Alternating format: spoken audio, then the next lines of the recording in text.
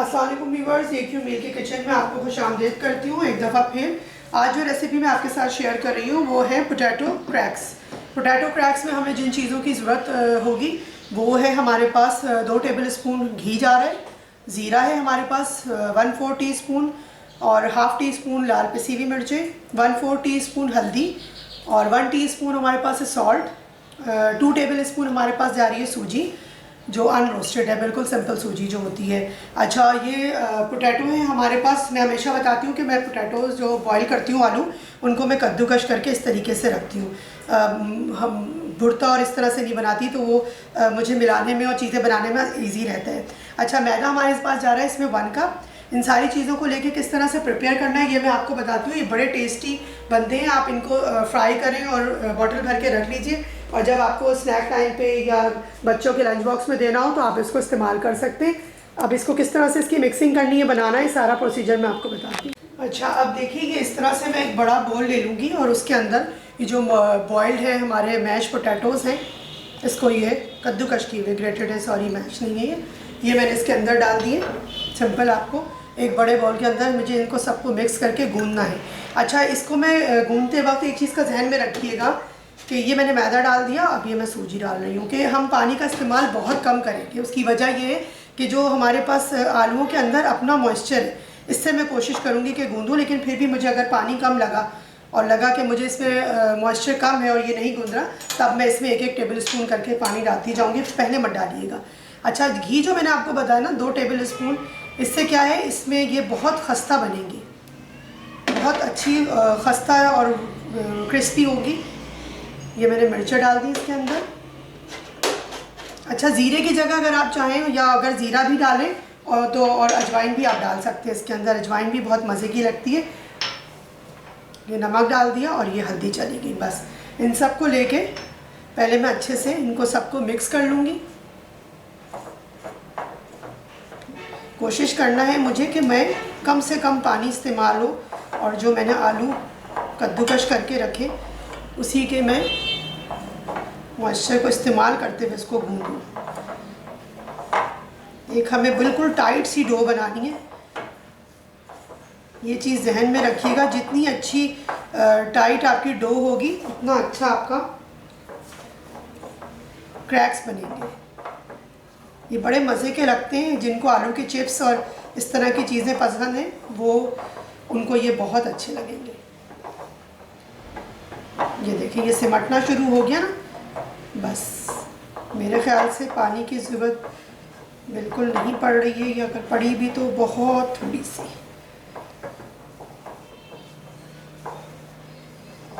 बस देखिए ये अच्छे से मैंने नहीं पड़ी मुझे पानी की ज़रूरत। अगर आप लोगों को पानी की ज़रूरत पड़ जाए तो 2 चीज़ों का ध्यान में रखिएगा। अगर पानी की ज़रूरत पड़ जाए, ये टाइट हो, तो आप थोड़ा सा पानी डाल सकते हैं। अगर ये लूज़ हो जाए, आपको लगे कि ये लूज़ हो गया है, तो आप इसमें थोड़ा सा मैदे का इजाफा कर सकते हैं। मैदे का कीजिएगा, आलू का मत कीजिएगा।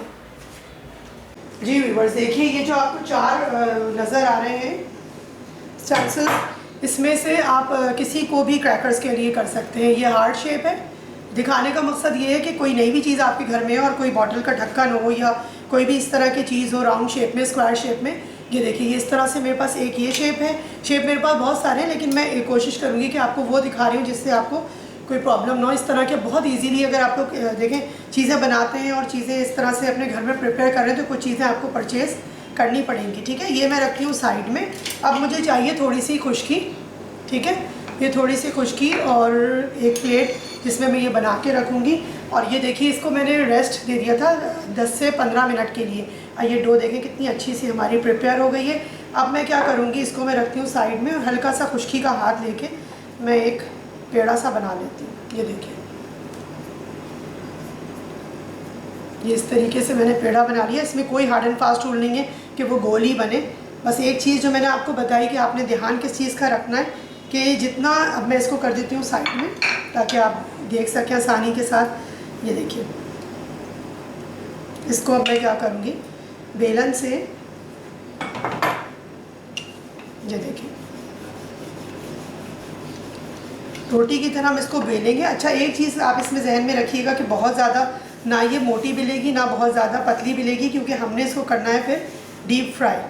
ठीक है ना। तो डीप फ्राई करते वक्त ये नाम ही क्रैकर्स है इसका, पोटैटो क्रैकर्स, तो ये क्रिस्पी होने चाहिए। अगर ये मोटा रखेंगे आप तो इसके अंदर है पोटैटो प्लस मैदा, तो ये सॉफ्ट रह जाएंगे। और अगर आप इसको बहुत ज़्यादा पतला करेंगे तो ये इतने क्रिस्पी हो जाएंगे कि ये फिर पापड़ स्टाइल बन जाएंगे, क्रैकर का जो है मज़ा नहीं देंगे आप लोगों को स्नैक के साथ, ठीक है। अच्छा, अब मैं आपको डिफरेंट कटिंग दिखा देती हूँ। देखिए, एक तो मैंने ये दिखा दिया आपको, एक ये मैं राउंड शेप का दिखा देती हूँ। जो आपको पसंद हो आप शेप कीजिए, बड़ा कीजिए, छोटा कीजिए, ठीक है। अच्छा, मुझे ज़्यादातर स्क्वायर पसंद है तो मैं ये स्क्वायर के छोटे बनाती हूँ, बाइट साइज़। ये हमें देने में भी आसानी होती है और जब आपके पास गेस्ट आएँ तो आप ये छोटे छोटे जो होते हैं बाइट साइज़ चीज़ें बच्चों को भी बड़ी अच्छी लगती हैं। बच्चों को आप लंच बॉक्स में दे दें। ये देखें, कुछ ये गोल शेप के बना लें। मैं आपके सामने हर एक का इसीलिए कर रही हूँ ताकि कोई कन्फ्यूजन आपको ना रहे बाकी। अच्छा, इसमें हमें क्या करना है, मैं भी ये सब हटा लूँगी यहाँ से। इसमें हमें, क्योंकि हमें इसकी पूरी तो बनानी नहीं है, तो हमें इसमें कांटे से हल्का सा निशान लगा देंगे ताकि ये अच्छे से क्रैकर्स बन सके इसके। ये देखिए, अभी मैं आपको इसकी मोटाई भी दिखाती हूँ कि ये कितना मोटा होना चाहिए और कितना पतला होना चाहिए।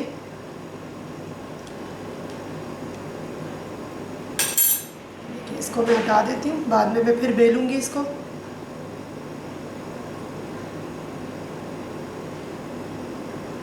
कटिंग करते वक्त ज़रा सा दबा के कीजिएगा, ठीक है। ये मैं दोबारा से इसको बेल लूँगी, जो अभी आपको दिखा दूँ। बाकी मैं सारे प्रिपेयर करती हूँ। ये देखिए, ये देख रहे हैं आप, इतना होना चाहिए इसकी जो मोटाई और पतलाई है, ये आप देखिए बस इतनी होनी चाहिए।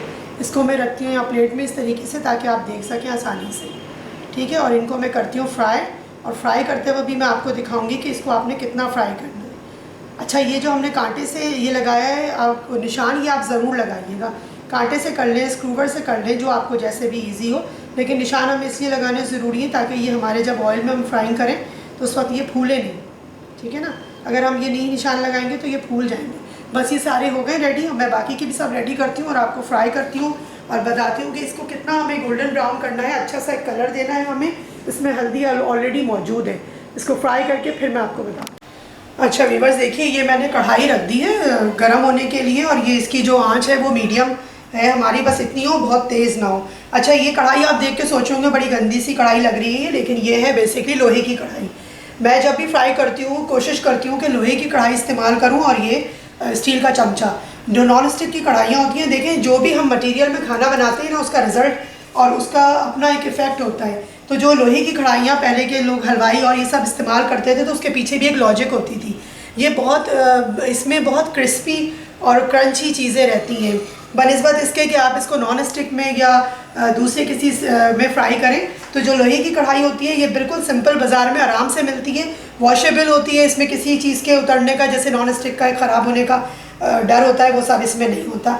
अब मैं देखें, जो मैंने ये कटिंग करी थी क्रैक्स की, वो मैं इसमें डालना शुरू करूँगी। चेक कर चुकी हूँ मैं, ऑयल हो गया था मेरी मर्ज़ी के मुताबिक कि फ्राइंग के हिसाब से। आँच हम बिल्कुल मीडियम पे रखेंगे, बिल्कुल मीडियम भी नहीं बल्कि लो पे रखेंगे जब एक दफ़ा हमारा टेम्परेचर कंट्रोल हो जाएगा, ठीक है ना। ताकि उसकी वजह ये है, देखें ये फूलना शुरू हुई है ना, ऐसा हमें नहीं चाहिए, ये क्रिस्पी नहीं रहेगी ये, ठीक है। बस ये इस तरह से मैं सारे इसमें डालती हूँ और आपको बताती हूँ फ्राई करके कि हमारे पास इसका क्या कलर होना चाहिए, किस तरह का शेप, किस शेप तो खैर मैंने आपके सामने काटा है, ये कितना क्रिस्पी होना चाहिए, ठीक है। बस ये इस तरह से इसमें फ्राई करते हैं। और मेरा मशवरा यही होगा कि आप भी एक लोहे की कढ़ाई जो है वो ख़रीद लीजिए। और ये देखिए थोड़ा सा तेज़ हो गया ना, हमें ऐसी नहीं चाहिए। आँच मेरी थोड़ी सी तेज़ थी, इस वजह से ये बड़े तेज़ हो गए। बस ये एक साइड से होते हैं तो फिर मैं चेंज करती हूँ और फिर आपको दिखाऊंगी कि मुझे ये कितना गोल्डन चाहिए। जी व्यूअर्स, देखिए आपके सामने ये फ्राई कर दिए मैंने, इनका कलर देखिए और इनकी क्रिस्पीनेस देखिए। अभी ये थोड़े से गर्म है, ये जब ये देखिए जब ठंडे होंगे तो ये और क्रिस्पी हो जाएंगे। इनको आप आराम से शाम की चाय के टाइम पे या बच्चों के लंच बॉक्सेस में आराम से आप इसको दें। ये एक हेल्दी वर्जन है और आपके वेजिटेबल भी चली गई और मैदे की शक्ल में आपके पास अनाज भी चला गया। और बच्चे बहुत शौक से खाते हैं इसको केचप के साथ, किसी भी चटनी के साथ, ग्रीन चटनी या रेड चटनी के साथ सर्व करिए। इसके साथ आप आलू की तरकारी बना लें और थोड़े गोल वाले इस तरह के, जैसे मैंने ये बनाए, ये बना लें, मिठियाँ टाइप की हो जाती हैं, तो वो आप उसमें गेस्ट आपके आएँ तो आप उसमें आप इसको सर्व कीजिए उसके साथ। मिलते हैं इंशाअल्लाह ताला आपसे फिर किसी नई रेसिपी में, किसी नए इंग्रेडिएंट, किसी नई हर्ब को लेके। अपना और अपने अतराफ़ के लोगों का बहुत ख्याल रखें, खुश रहें और खुश रहने भी दें और खुश रखने की भी कोशिश करें, अच्छा अच्छा खिला के। हमेशा की तरह से यही कहूँगी कि ईट हेल्दी फील हेल्दी।